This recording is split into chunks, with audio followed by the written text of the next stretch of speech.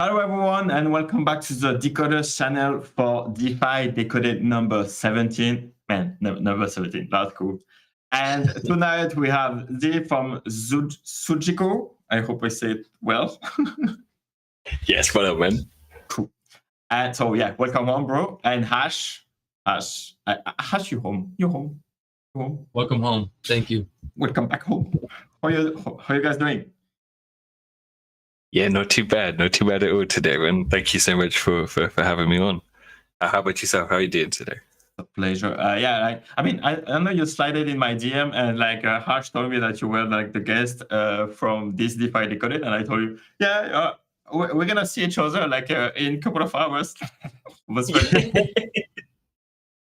Yeah, that was a bit of a mistake on my side, but don't worry about that. Very glad to go. You didn't know. I've been trying to track you down, man. I'm really glad that we got you on. I wanted to have you on last week, but I know things kind of got that didn't always work out the way we wanted. We had a really cool show last week anyway, but I'm super glad that we got you on this week. And I've been hearing about you guys a whole bunch. I've been being referred to you guys even more. And so I'm super happy to have you on. And, you're kind of one of the, few developing bright spots right now in the NFTFi side, where obviously has been very hustling and bustling lately. And then we saw this massive drop off now in the past 2 weeks with that type of deal with volume and everything like that, shifting towards more traditional DeFi. But the fact that you guys are still really, picking up steam and momentum in this type of really dry market is pretty unique. I really appreciate it. These are the kind of words that keep us motivated and keep building. And I have to agree, seeing the almost the exodus of liquidity into DeFi, especially with some of the new incentive protocols. Interesting landscape to navigate, I have to say. Yeah, absolutely. It's dry. Yeah. It's dry. Yeah, you're totally right. Only the real builders are going to stick around whilst it's dry, and try and build new ways to attract liquidity. Yeah. Very, very difficult problem, man. Yeah, couldn't be more white, brother. Yeah, man, crypto Twitter, today, I think it hit me for the first time. Crypto Twitter is dead as fuck. There is no one's tweeting. No one is what the fuck. Even people went to crypto normies to reply under comments of normal people to get some engagement on reply. What the fuck, man? Yeah. The only people mentioning is it these Arkham bots? Yeah. These weird bots on Twitter just tagging and mentioning people. These crypto scams. Yeah, that's the only mentions that I get on a daily basis. And then the hidden replies about Ethereum MEV bot, come get $1,000 passive income a day. That's always so annoying. And then I've also actually seen there's now CT people going off into regular Twitter, and replying on random tweets on my For You page that has nothing to do with crypto, and I see 3 people I follow on there replying what's going on here, man. Yeah, I'm seeing that a lot as well. People trying to build their engagement, right? Especially on these meme channels, which isn't, or meme profiles isn't the worst case, right? Gotta keep it going somehow, man. But that all aside, I'm super glad that you came on again, and just kind of jump into it for the people who aren't familiar with you, aren't familiar with your protocol. You just want to give a backstory and a brief, kind of the whole journey. That'd be awesome. Yeah, absolutely. I'd love to, man. I'll keep it brief. I'll start with what Sujiko is, and then almost go through the history of how we ended up building it. So starting at a high level, Sujiko itself is a derivatives exchange primarily focused on blue chip NFT perpetual futures. It's a fancy way of saying you can trade some of your favorite blue chip NFTs. You can go long or short with up to 10x leverage, all from a single platform. I'll dive into some of the juicier details to Sujiko, but to give maybe a bit of background and color to myself. If you haven't guessed, I'm based out here in the UK. I studied computer science at university. I've been working with a software development company for close to 10 years now. Started off as a junior software engineer, and for the last 4 years or so, have been leading the organization on a technical front as CTO. We've taken 4 products to market. 2 of those whilst I've been with the company. Two before my time there. They're all multi-platform well-being applications, and they service around 1.2 million cumulative users. That's my 9 to 5, 5 days a week. In terms of my my spare time, getting into crypto was I would like to say fairly lucky that my dad introduced me quite early on. He introduced me to a few novel concepts. First one was 3D printers in 2012, and then Bitcoin in 2014. I didn't pay attention at the time. I think like quite a lot of people. Fast forward a year or two, my dad ended up buying some miners, stuck them in our study. Ended up having to pay attention to the heat, the noise. Also, the kind of the main way I actually gained exposure to understanding what the hell my dad was really doing was I had to help him with some networking issues here and there. Started to understand these magical boxes with printing money. I then I think like a lot of people who had a half decent GPU, for maybe gaming, ended up mining some Ethereum. Of course, this is just on one GPU, so didn't end up with a huge amount of ETH to play with. Became aware of the DeFi summer. Saw everyone making insane gains. Didn't get to really participate much. Became aware of Solana through SBF and Anatoly of SBF of all people, but through a conversation he was having with Anatoly on Twitter, and that was almost my first introduction to Solana. Besides, I think like most people, trading here and there, didn't really get involved that much, and up until about August last year, decided to formalize some of my kind of development efforts. I was hacking together scripts in my spare time, whether that was market making or just doing some data analytics.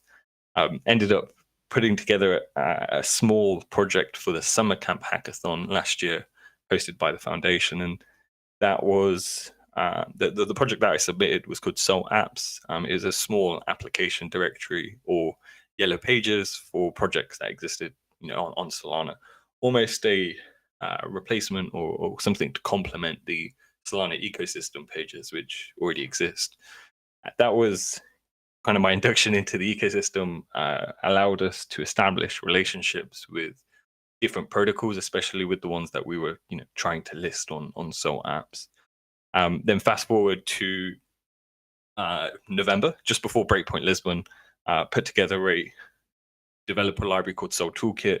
I won't go into the technical details of it, but was very much focused on helping developers with common tasks. And this was around the time that we were seeing some network issues with Solana. So confirming transactions was a little bit painful.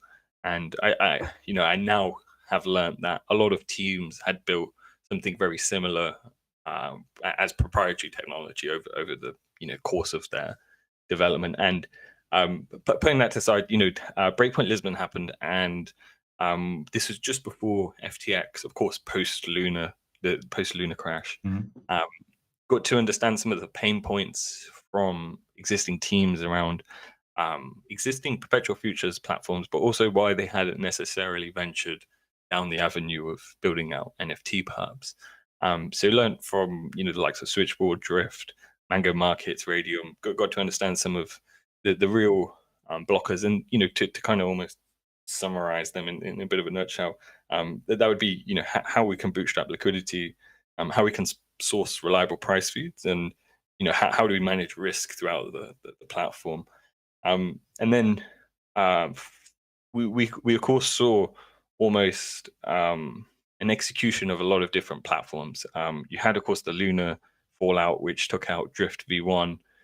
We saw FTX go down We saw Mango Markets V3 get hacked, and there was a bit of a vacuum of platforms for perpetual futures in general, regardless of NFT or crypto specific. That gave us, gave me a lot of motivation to push forward with this idea of building out Sujiko as an NFT perps platform. And then fast forward to February this year, for the Grizzlython hackathon, we put together an MVP for Grizzlython. We didn't really think much would come of it, but we ended up coming second place in the DeFi track, and that almost kind of lit the fuel underneath the rocket. That's and cool. It has almost sent us on our way. That's almost how we've ended up building Sujiko. Happy to dive into any of those bits in a bit more detail. Yeah. Man, Yeah. we have the hour for that, man. Yeah, exactly. Yeah, no, that's sick. The first thing that caught me is that you said that your dad brought you into crypto. It's usually Yes, vice that, versa, and the other way. Is he still in the crypto? Is he Yeah. how's that going on? Yeah, that's one of his ways that he keeps his lights on in the house is the best way to put it. He's been mining since 2015 properly, but ramped up scale to kind of 2018, and then post 2020 things kind of scaled down. But my dad holds a lot of the crypto that he mined from that time. Talk about an early adopter. Wow. Yeah, I'm very lucky. He's a chap that's has introduced not just myself but also the family to a lot of new concepts quite early on, and his bread and butter in his kind of Web 2 domain was generic domain names and getting into that quite early on. So I'm absolutely an early adopter in quite a few different fields. The Very whole lucky. family. That's nice. That's cool. Yeah. And just quickly, like before we continue with the question, GM everyone and GM GE, Mr. Rob, GM like Hamza, and thank you so much for the Decoders membership. I have no idea what it means because you already had it, so I don't know what it means to gift Decoders membership, but whatever. Thank you so much. I think he gave it to someone. Yeah, okay, I guess. Bought it and then gave it to someone. That's pretty cool. Thank you. Yeah, that's the queen of the right. Yes, the first lady. But I saw Khalib, right? Yeah, Khalib is here too. Nice, let's go. Okay, awesome. Nice. Sorry for that. That's cool. I love your dad, man. Yeah, I love my dad too. Nice guy. Speak about how that development process was for your submission in the Grizzlython. Obviously, like I've talked to a bunch of different teams. Usually it's like people doing sprint after sprint after sprint, and some people get really discouraged because how much they put into it, and they don't come out on top there. Obviously that wasn't the case for y'all, but how well was it, and also what was it, what did the team consist of? What was it just you? That experience, kind of having that submission for Grizzlython. Oh man, I love this question. So I'll maybe start with the team and then definitely talk through a bit about the process. In terms of development, it's just myself on development. We've got a wider team, growth lead, business dev, and of course Discord moderators and artists. So in terms of Grizzlython, we, as I mentioned, we'd been toying with the idea for quite a while running up to Grizzlython, and I'd been working on UI concept for a little while. So we were in a fortunate position where when it came to the start of Grizzlython, I had a fairly good understanding of how to approach implementation. I had some designs put together, and I had almost that carrot in front of me to chase. So to almost take those designs and build out something real. And I have to say that was really the strongest piece of motivation to keep me going, because otherwise you're going for 28 days, you don't really see any results, you're not publishing it, it's in an it's in an incomplete state. So you're not publishing it to public, you're not getting feedback yet, which can be daunting on one hand, but also I think, once you get into that space where you're getting feedback, you're probably quite happy you didn't do it so early on. The process itself is, I know it will definitely vary from protocol to protocol, but in terms of for Sujiko, it was really a case of understanding how to approach implementation from the start. If we kind of went in with a bit of a sledgehammer, I'm sure we would have got lost and ended up kind of building things we maybe didn't need to. And I guess what I'm alluding to is, dividing a fairly big project such as a perps exchange into the different modules. You could categorize them as user interface, in terms of the DApp, the program, which is the core interface to your program, and is what manages pretty much everything in terms of risk, in terms of collateral, in terms of margin. So probably one of your most critical areas. And then there's a lot of bolts that sit around this system, that allow it to run, right? So it's worth me mentioning that Sujiko is almost a hybrid between a decentralized exchange and a centralized exchange. And the reason why I mentioned that in particular is there's a off-chain set of keepers. These are just pieces of software that are running. They can be run by anyone, and these monitor the protocol and will execute particular events. So this, for a good example is, there's a on-chain order book. If orders are matched, this keeper network will monitor that and then submit a transaction to settle. The reason why I mention that is these are some of the kind of external components that sit on the outside of this, but you have to consider when you, of course, designing the program. We were quite lucky that up to the kind of running up to Grizzlython, understanding the approach to implementation, I almost got to bounce the ideas off some experienced devs, and got to really understand how, in particular, Drift v1, Drift v2 had already gone down this route, and I have to say a lot of our design is inspired by Drift v2, and almost put us in a bit of a fortunate place. I'm sure we'll talk about it a little bit later, but some of the protocols which have more basic or designs in that were less advanced, I've run into problems, and I think, or almost jumping the gun here, we may be able to avoid some of those in the future by adopting some of the approaches that we've done. But almost coming back to your question around how was it almost keeping motivation in this kind of period. What was quite cool is, as we did make progress, sharing it with the team, getting their their kind of cheers, but also their feedback was very cool. And I think another piece to this is, building in public, it has a very strange motivation effect. When you get people, it may be something as small as they just like your tweet, or it could be as big as a CEO of one of the biggest exchanges gives you a retweet and gives you a bit of a shout out. That building in public process definitely helped with keeping that motivation and almost grinding along. And then once you've submitted, it's almost kind of I kind of alluded to it, which is you almost forget about it. You don't really hear about anything for I think it was about 2 weeks. And then all of a sudden, the results come out, a tweet comes out, and that's the way I picked it up. I was tagged in a tweet, and I was like, oh, I wonder what this is, and then it came up. But yeah, I hope that always answers your question.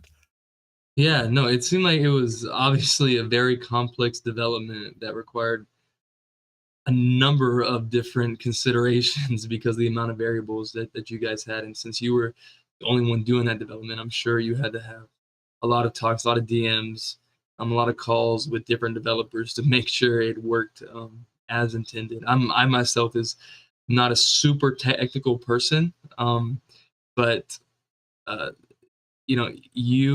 I've had dreams of doing it eventually. Kind of what you just encapsulated in that makes me want kind of a lot more less not want to. Yeah. I appreciate By to be a market, you only have that to do, right? You can learn to code. True. But it did what was really cool, and what's kind of the flip of that is that you had those boosts of motivation because of the building in public, and because there is quite a sense of gratitude towards all developers within the space, because obviously Solana gets shit on a lot for having 72 developers or whatever they say we have and everything. So it's really cool that you were able to experience that, and it helped you stay motivated to ultimately getting second place in the Grizzly-thon, which is incredible. Yeah, 100%. And if it wasn't for that, we wouldn't have got followed by Anatoly and some of the bigger players in the space. Which going back to it, it's almost a bit of a feedback cycle, a bit of a dopamine boost, right? You get that like, you get that follow. You're almost like, okay, I might be on the right path.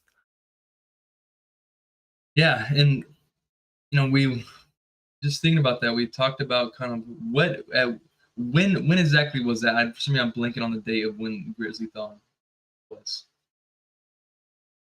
It was in February of this year. If I remember correctly, the submission date was towards the end of it. So I'm gonna guess it was the 28th off the top of my head. Okay. And so during that time, how were you guys kind of? I mean, obviously, like you said, it was that Grizzly-thon results kind of gave you that confirmation to keep pushing ahead. After that, where did you guys kind of see yourselves as that an initial outlook, and where you wanted to kind of situate yourself within the market with that vacuum and void of perpetuals? Great question. Coming out of Grizzly-thon, we were very lucky to be connected with some of the big marketplaces in the NFT space. And besides getting the almost a green flag of validation that we're on the right path from Grizzly-thon,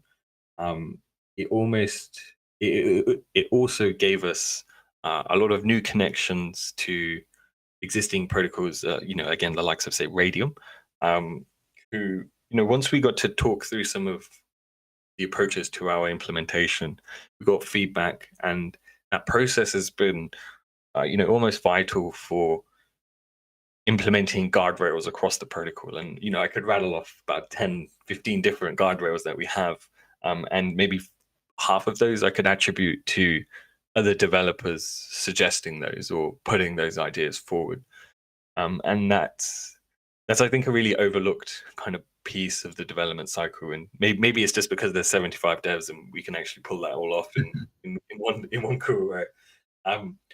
But almost coming back to the question of with the vacuum of what we were seeing, it was almost a no-brainer to position ourselves as first mover. So executing quickly is almost top priority. I'd say it is top, but it's second to security, of course. And with that, or should I say, aside to that is how do we build our moat? And that's one of the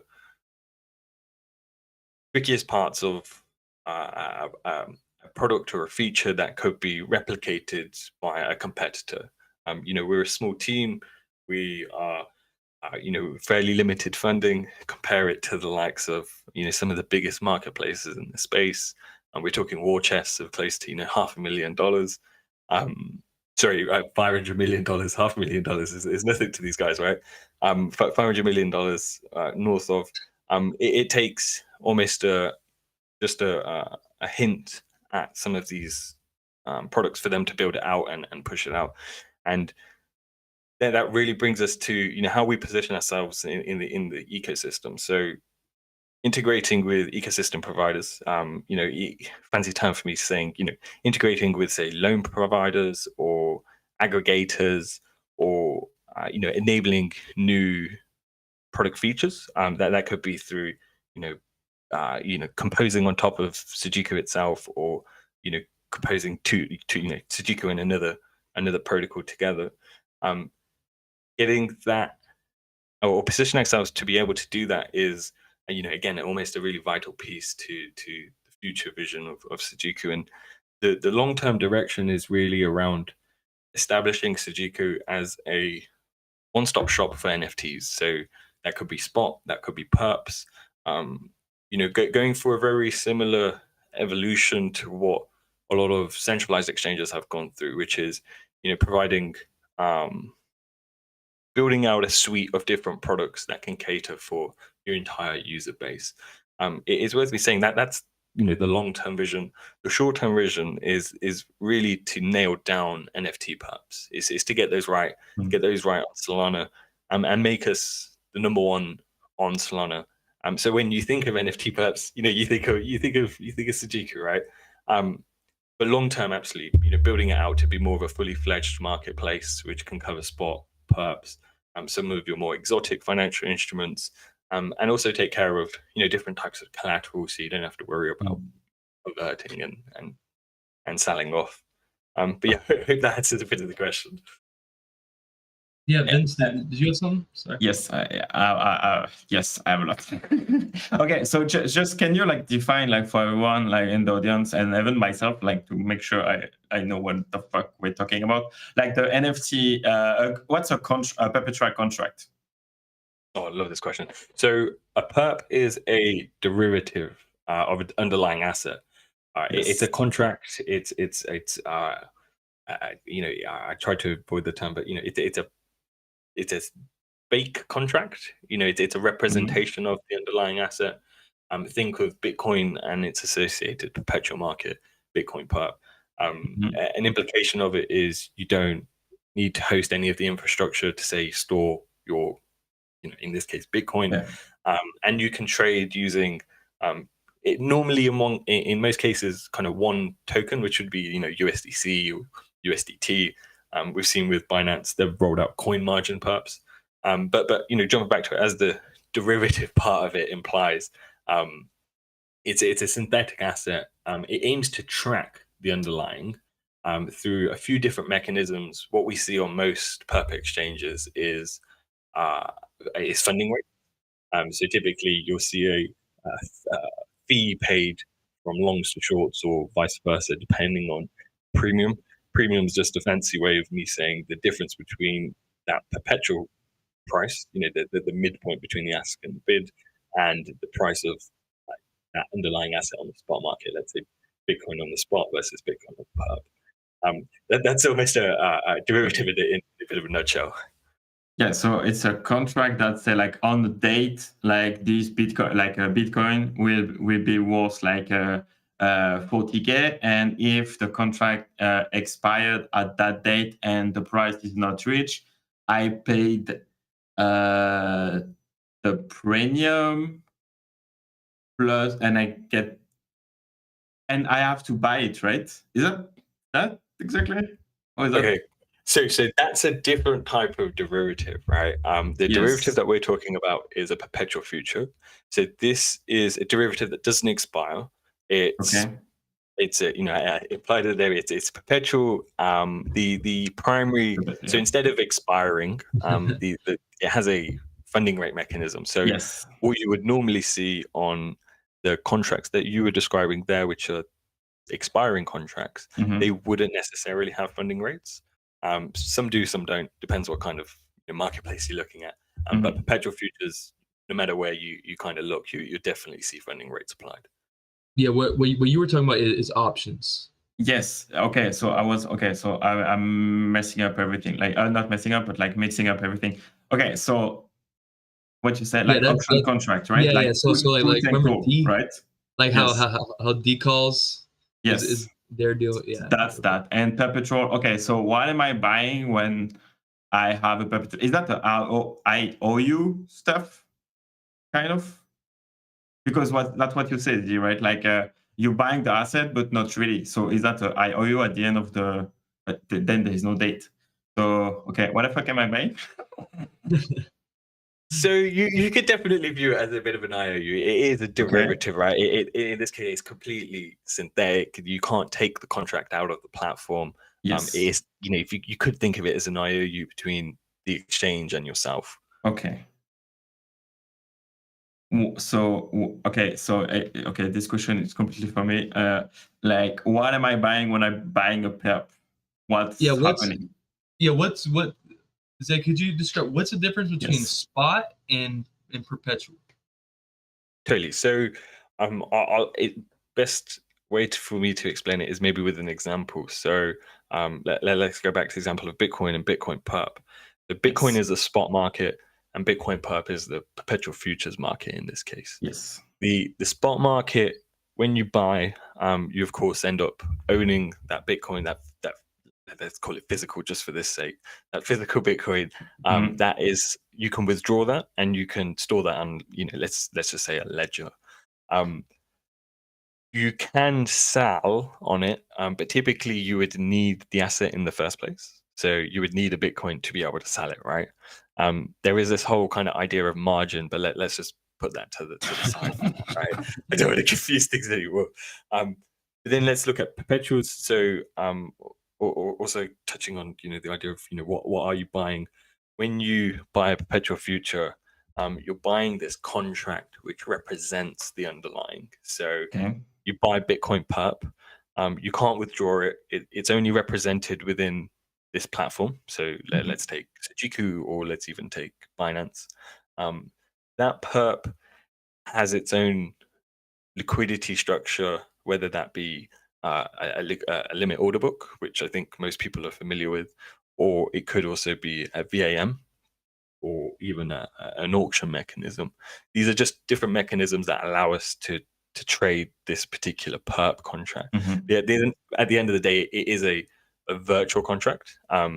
It's not fungible in the sense that you can't withdraw it, you can't store it externally, and it's the idea of it being an IOU is probably a good analogy, which is you are almost relying on that contract to keep pegged to the underlying asset price in order for you to redeem your, let's say, profit or loss, right?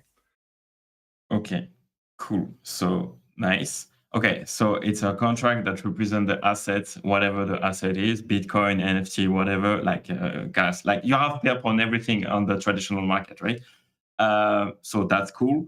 So instead of like sending oil, I buy the perp, I own that oil, whatever, on the gold or Bitcoin or NFTs. Cool. Why do we need perp NFTs? Brilliant question. So that's what we do, bro. That's what we do, right? Except for being degens who love to trade. There are a few important functionalities enabled by perps. I think that the first and foremost, which we touched on, is the idea of you don't need the underlying infrastructure to host that asset. So that great example, right? With oil, I don't need to store the oil in my garage. Yes. I can just buy these perps and I can bet on it, right? Yes. Another perk of perps is typically I am margined in one currency. So let's take USDC, right? So I manage all of my profit and loss. I manage all of my asset prices being quoted in one single base asset, in this case USDC. There are some exceptions to that with the likes of, say, BitMEX and their Bitcoin perps, but let's totally put those to the side, not relevant for this conversation. Outside of that, for some asset classes where margin trading isn't enabled for spot, it also allows traders to go short, to speculate on the downside of assets. The NFT space is a prime example for an area where we don't have that functionality, or at least it's not easy. It's not a one-click solution away. And also, it provides a mechanism for spot traders or lenders or borrowers to hedge their assets. And this is, I think, one of the fundamental use cases for perps in general, is the ability for market makers, whether that's institutional or retail, to be able to hedge out their portfolio which allows them to provide liquidity with a little bit more risk control, right? And I think that's also related to one of the reasons why we're seeing dry liquidity in the space, which is without these tools, there's a lot of risk that traders, lenders, borrowers all have to take on, to participate in the system. Okay. Yeah, and just as we talk, and as we're something else that's on our itinerary, but when thinking about that, like another perk, as you were kind of talking about, that attached to your example with the USDC, it's also how you can have exposure to other collections while still staying on Solana, right? Yes, spot on, right? And this is one of my kind of favorite talking points, which is right now, or at least up until recently, if you want to trade a collection that exists on a different chain, you have to understand what wallet you need to use. You got to understand what marketplace you need to use, and of course you got to go through the whole kind of discovery process of, what's a good collection or not, right? And Sujiko almost tries to simplify that process a little bit. So you don't have to manage different wallets. You don't have to manage different marketplaces, and you can get this for multiple networks. So we're starting off with, of course, Solana. First and foremost, ETH. I think this is going to be a very interesting experiment with if we can bring ETH users into the Solana ecosystem, given, if they want to speculate on ETH collections, they have the functionality to. And this extends also into Bitcoin ordinals, which I think is one of the most exciting use cases of the design that we've put together with Sujiko, which is the framework that Sujiko's built with allows us to expand out to pretty much any network, any collection, as long as there's sufficient liquidity and we can collect the data that we need to compute some of the price feeds that we use. That allows us to list ordinal perps, the likes of, say, frogs, or Bitcoin frogs, or ordinal maxi biz.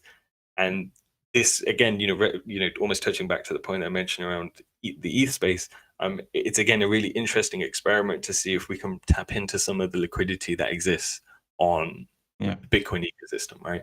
And I think all of us have seen how popping the ecosystem for ordinals is at the moment. I mean, like, remember, Ash, when we looking for a solution, to even I was saying, Solana can become like a layer 2 of ETH transaction, blah blah blah, and we can have a better transaction stuff. So if we have perhaps on ETH on Solana, you take a ETH collection, you have the perp on Solana, then you have the performance of Solana, and you can trade the ETH collection as derivative. But wait. Okay. That's a really great point. Man,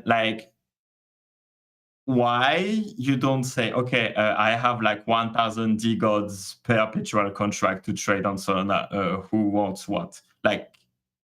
What? Can you do that? Yes, is the question, can I open up a huge position on the platform? Yeah, but okay, yeah, Evan, you don't need the asset to say correct. Yeah, right? You don't need to own the asset to create a perpetual contract. So you can say, okay, let's open 500, 1,000 DGods perpetual contract on Solana. Who wants to buy in? Let's go. Totally right. And this is why we sometimes see the open interest for derivatives dwarf the supply that's available on spot. Okay. It's a really interesting kind of implementation with Sujiko, which is we're almost going with some of the hardest asset classes to deal with really low inventory. So we're talking low supply, and enabling this perp. As you mentioned, you don't need the underlying asset, whether that's to fire up the perp as an exchange or even to trade, right? All you need is the collateral, and in our case, it's USDC. Okay. It's a brilliant point, though. And this is one of the use cases for people to use perps, is that you don't need to own the underlying at all. Okay, so if you raise $500,000, then you can say, okay, I have $500,000 worth of NFTs, and then you open the contract of what the fuck you want, and then you can have that trading volume of that collection as a perp. So as a protocol, we don't need to own any underlying, right? And this is it's a strange concept to wrap our heads around. Now, it is worth me mentioning that this entire mechanism relies on like a PvP mechanism. So you need multiple players in this protocol in order for traders to be able to actualize profit and loss. Otherwise, if there's just one trader in the platform, they're technically trading against themselves, and they'll never be able to realize well, they'll have no profit and loss to realize. And can you create perp of perps? Well, in theory, you could, right? You could create a perp which index price tracks different perps. But of course, there's a whole load of there's not a whole load, but there's a really tricky problem around bootstrapping liquidity. This idea of trading a perp, you're trading this virtual contract. There's a chance that it doesn't track the underlying, and I think in rare cases we've seen some of the perps in crypto do that. If you guys were familiar with, say, BitMEX in its early days, exactly. Everyone would talk about the scam wick, right? Where you just get liquidated because somebody on the platform would manipulate the price. Exactly. And this is quite a hard problem to tackle, whether it's spot or perps. Yeah. Okay. We got like couple of questions. Okay, so will Sujiko allows buying perps with a credit card? Yeah, or if we do that, that's massive. Yeah, if it's legal for us to implement, we'll explore it. Yeah, because right now, what's the status of the platform? Great question. So right now it's paper trading only. So you can hop on the platform. You can trade. Give us some feedback around the platform. We're looking to go up on mainnet where you'd be able to trade with real USDC in August. Cool. Okay, that's cool. Let's go. Is it only be on NFT perps, or will you be adding other perp as well? Bro, you can perp everything. You know what? That you touched on a good point, which is the protocol itself is designed to be asset class agnostic. In theory, we could whip up a perp for crypto, Bitcoin, ETH. In theory, we could whip up a perp for gold, as long as there's a price feed on chain and it's robust. Whether we'd do that or not is a completely different story. NFT perps are our focus. We want to get those right before we even start considering anything outside that. But if we did, probably next on the list would be crypto perps. But again, all up in the air at the moment. Okay, so I'm sorry, Hash. I'm like noobing all of the question about perps contract now. Like, why is it back off? Like, that is the soul of DeFi Decoded. Is that itself? That's a dynamic we have. That's literally what we're because I didn't know that I knew nothing about fucking perp contract, man.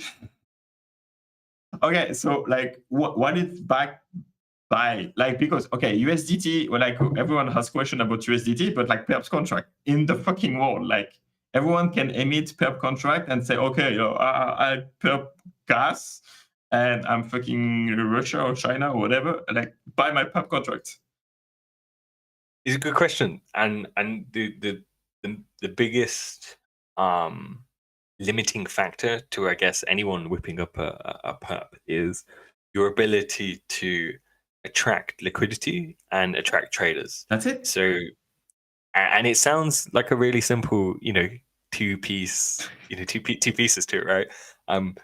But first question is, why do you need those two pieces?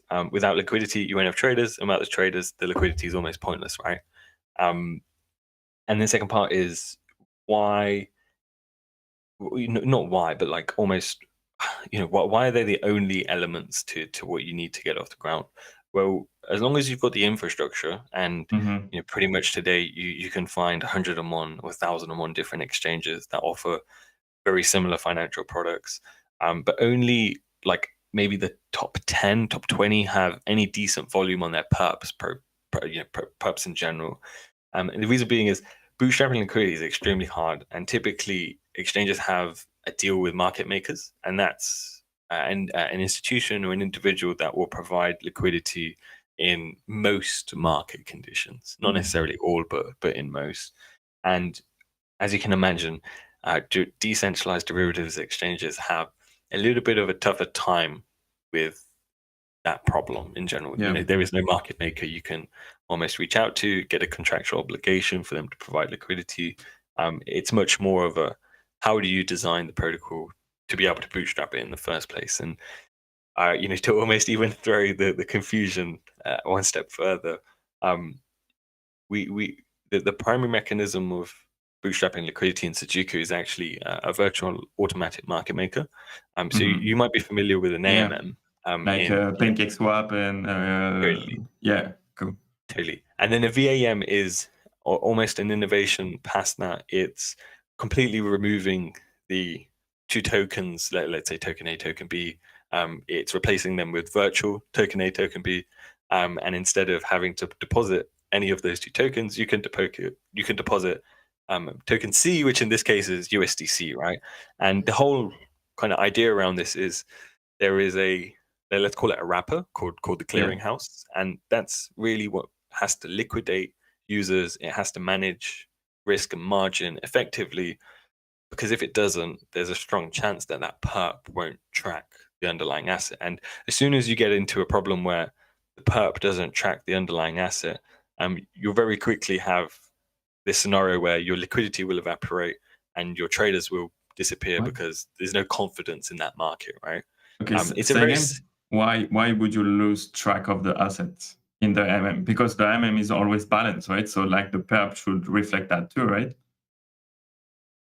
Okay, so this is where it does a little bit not technical, but I'll dive into a little bit of detail. So the VAM is going to change how much, we'll call it inventory. Inventory is just a word for me to use for token A, token B that this VAM holds, right? Now remember, it doesn't actually hold the real tokens, it holds virtual tokens. So when I fire up the VAM as, let's say, an exchange, I seed it with artificial liquidity. So I will say, let's just assume for this example, it's a Sol USDC perp market, and I start up the market, and let's say the mark price, so the price on Binance for Sol is exactly $100. Now I seed this VAM and I say there's 100 Sol, and I say there's $100,000 of token B, and in this case it will represent USDC in this VAM. Now, as an exchange, I didn't put any of those tokens in there. I've just almost said that, right? So I've just earmarked it, so to speak. Then when a trader comes in, that inventory adjusts, and it relates to this idea of you're asking what am I actually buying? Well, you're buying this contract, this thing that isn't real, right? It's just a representation of how much position you've taken on with respect to the VAM. So let's say as a trader, I come in and I buy one Sol perp, one contract of Sol perp. Now the VAM is going to adjust, and it will end up with, so if I've bought Sol, I've taken Sol, the virtual Sol from the VAM, and I've given it my virtual USDC, right? Now it does rely on another trader coming into the platform and repegging it. So let's say there's no other trader and Sol just stays at 100 USDC. Now there is that divergence, right? So because I came to the platform and I bought some Sol, I pushed the price of Sol up on the market, on this perpetual market. And right now there's a dislocation between the two markets. There's a dislocation between my perp market and the underlying spot. Just a fancy term for me saying that the price on spot and the price on perp is different, right? Yes. And this is the circumstance where, or this is a scenario where the perp doesn't track the underlying, right? And if that happens for a sustained period of time, your traders can lose confidence in your market, and it can be a very tricky thing to manage, right?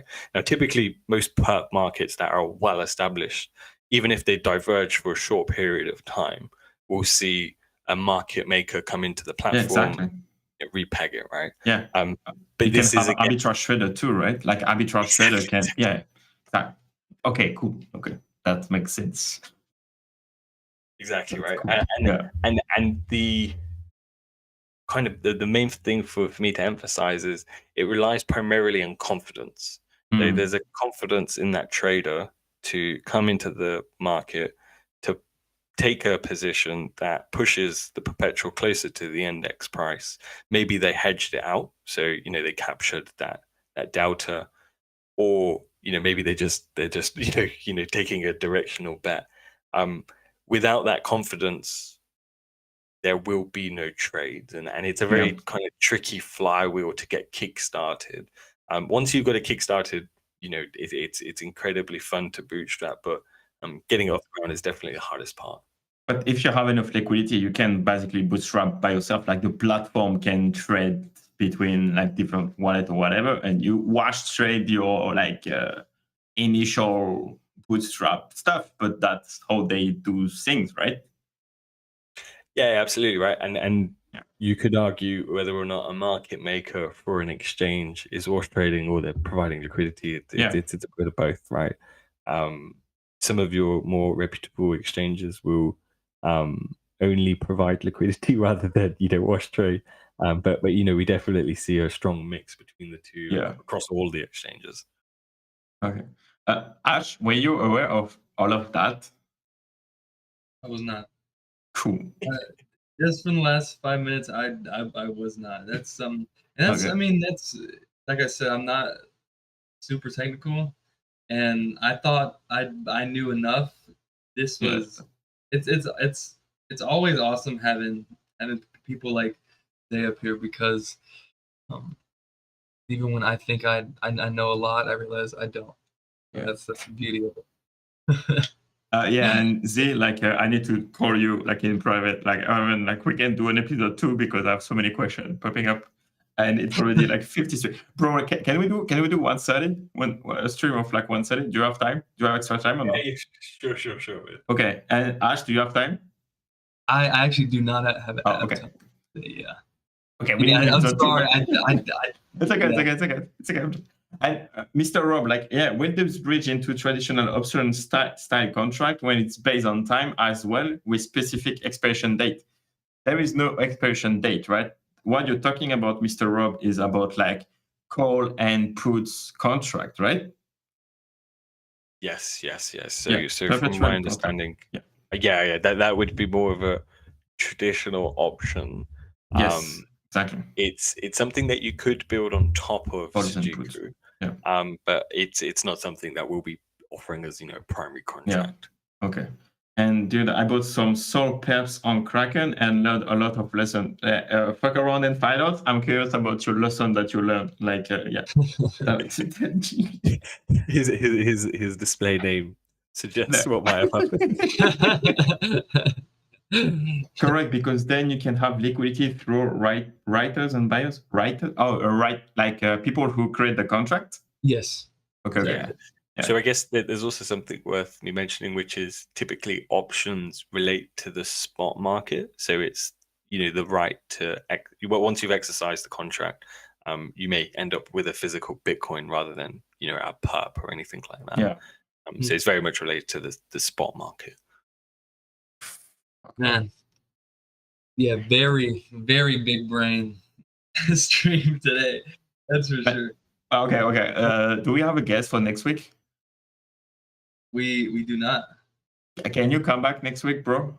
Yeah, of course, man. I would really love to. Okay. We're gonna do introduction part 2, man. Okay.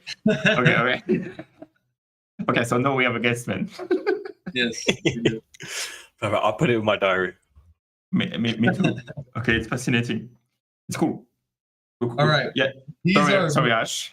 Yeah, no, it's all good, man. I'm glad you're so enthralled, because I was just as enthralled, and I know you had more kind of detailed questions. This was your first time kind of delving into the perps, but it was awesome to kind of listen to that and see how pumped up you're getting about perps. That's for sure. Yeah, you definitely needed to test net it. But I mean, like the way it works, it's just like trading. Like you trade like one more pair, right? Like the pair is the same, because if there is no expiration date, you don't need to take care of that. You just have a derivative asset. So it's the same. It's just like the underlying how it works exactly that I was not aware of it. But it's basically like, yes, like Sol Perp on Kraken is the same shit as Sol, but you just don't have the Sol. Exactly, right. That's it, And right? yeah, totally. And this is one of the key features of a perp. And I think one of the most overlooked pieces, which is most, and this is the most beautiful part of perps, right? To a user, it looks almost like the spot asset, without the headache, right?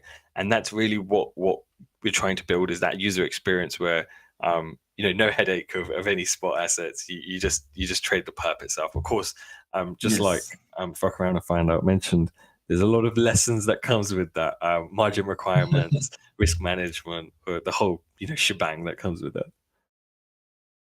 Okay. Yeah. Okay.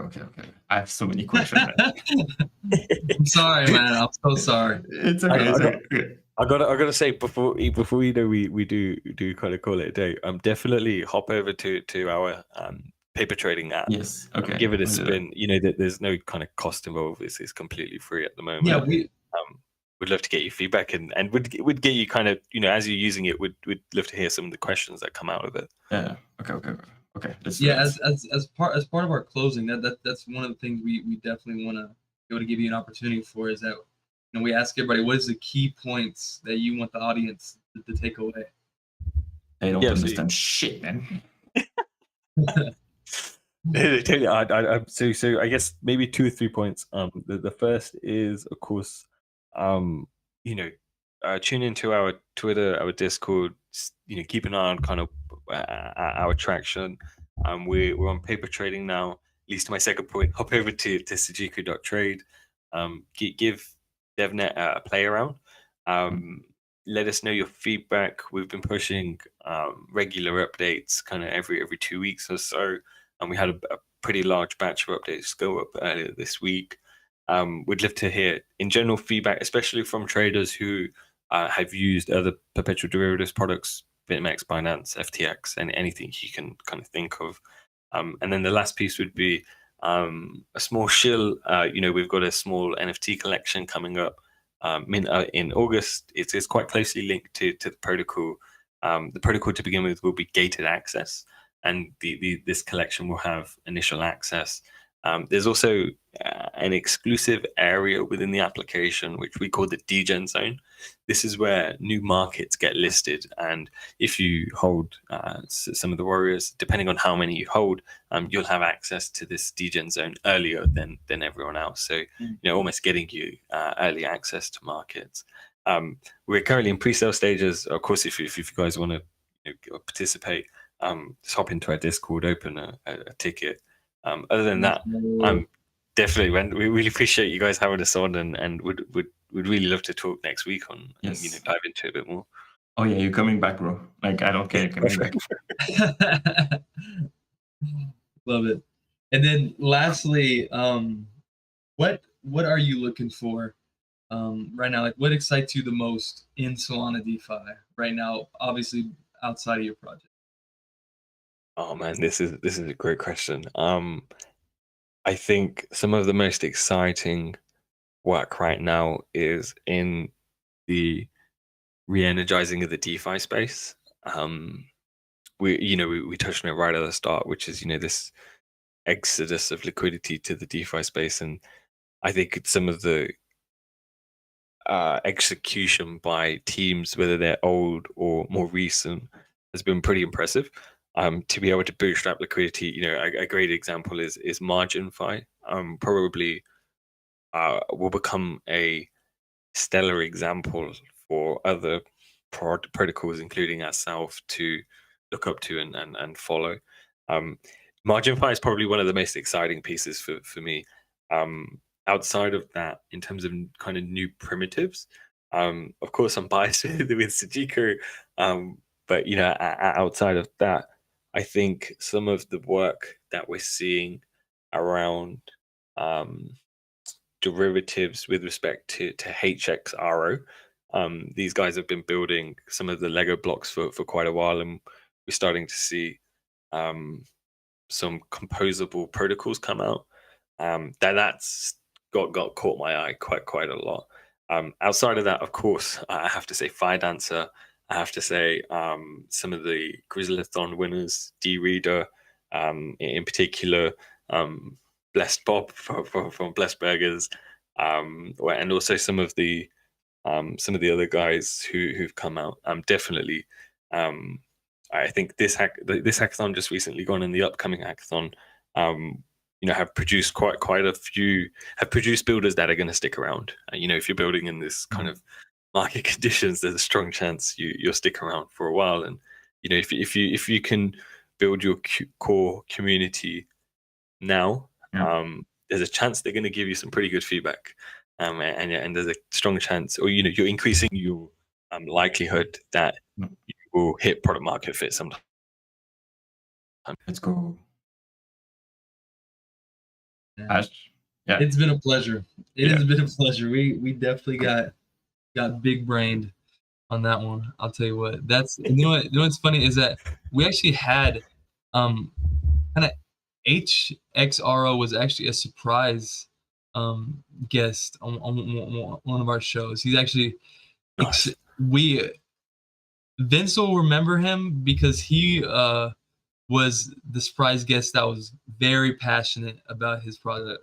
I think we heard it was like 15 minutes of him like telling us all about it, which honestly, if a lot of that, almost all of it flew right over my head. Yeah, it took for 45 minutes, right? I remember now. Yeah, he was that was another big brain stuff. So I'm not surprised that you'd recommend him, since y'all two are both big brains, obviously. But the week after we can do a stream between like you two, like you join, and then we have like big convo. I would love that, man. That would be cool. That would be cool, man. Yeah, I would. Actually, really dope. Nice. Okay, cool. Yeah, and sorry, Hash, if I ask everything about Perp in 15 minutes, 1 hour, basically. No, that's good, man. Made great content, cool. and it is the core dynamic and soul of DeFi Decoded. Let's go. Awesome. Yeah, and just quickly before we wrap up, like in the chat, like if all of the questions that we asked tonight, like if you had the same one and if you were already aware of like what the Perp contract was, like please let me know, so we know like exactly like what kind of audience we have, and if it was like too basic for you or not, and then I can ask noob question again. That could be interesting for sure, and we can talk about that in Discord too. But I'm excited, man. I'm excited for next week. Can't wait for next week. So many questions, bro. Oh man, thanks very much for having me on, man. I'm really excited for next week too. I can't wait. Okay. Yeah, with that, let's go. That being said, we will see you guys next week. It will be at a different time. It will need to be at a different time. Yeah. We'll align all three of us together to make sure we get that sorted. I will be here. I will be here. I'm coming no matter what. I like to hear, man. Okay, thank you so much, guys. Don't forget to subscribe to the channel if you're not if it's not done yet. Subscribe to the and Sujiko account, which is in Twitter jail. So yeah, just subscribe to the. I think it's everything in the description. Follow Ash for the Divine Dogs, and yeah, subscribe to the channel, and we will see you next week for the part 2. Bye everyone, and thank you so much, Jay. Thank you guys.